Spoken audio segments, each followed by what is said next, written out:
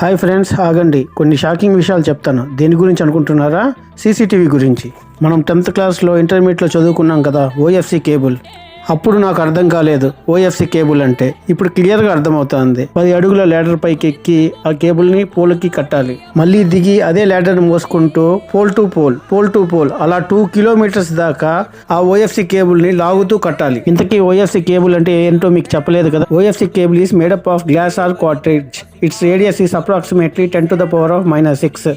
ఇదేనండి మనం intermediate 10th క్లాస్లో చదువుకునింది.